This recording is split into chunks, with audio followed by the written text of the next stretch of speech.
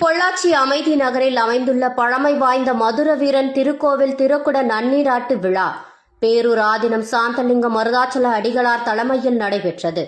பொள்ளாச்சி ஜோதிநகர் அருகே அமைதி நகரில் பழமை வாய்ந்த மதுரை வீரன் பொம்மியம்மாள் பட்டத்தரசி அம்மன் கோவில் அமைந்துள்ளது.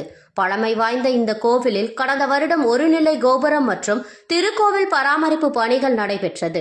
திருக்குட நன்னீராட்டு பெருவிழாவை முன்னிட்டு நேற்று திருவிளக்கு வழிபாடு, புனித நீர் வழிபாடு, மூத்த பிள்ளையார் வழிபாடு, திருமகள் வழிபாடு, ஐம்பூத வழிபாடு, அதனைத் தொடர்ந்து முளைப்பாலிகை வழிபாடு, முதல் கால பைவி, 9ஆம் கோள் வேள்வி நடைபெற்றது. இன்று காலை திருப்பள்ளி எழுச்சி, 2ஆம் கால யாக வேள்வி, பெரும் பேரொளி வழிபாடு நடைபெற்றது.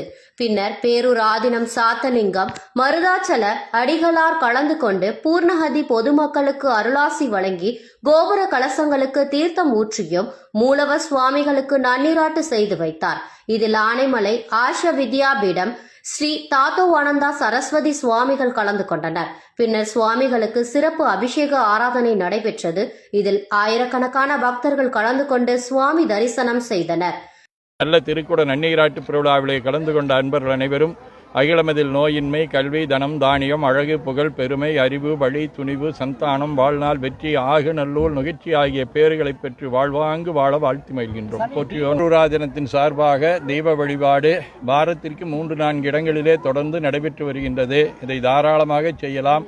மிக குறைந்த அளவிலே எளிமையான முறையிலே நம்முடைய பேரூரா தினத்தின் சார்பாக நடத்தப்பட்டு வருகின்றது. ஆகவே பொருட்செலவு காரணமாக ஒரு சிலர் பின்வாங்கலாம். ஆகவே எளிமையான முறையிலே இதேபோல எப்படி திருக்குட நன்னீராட்டு பெருவிழாவை நம்முடைய பேரூர் ஆதீனத்தின் மூலம் நடத்தி கொடுத்தோமோ அது மாதிரி விளக்கு வழிபாடுகளையும் நடத்தி தர தயாராக இருக்கின்றோம்.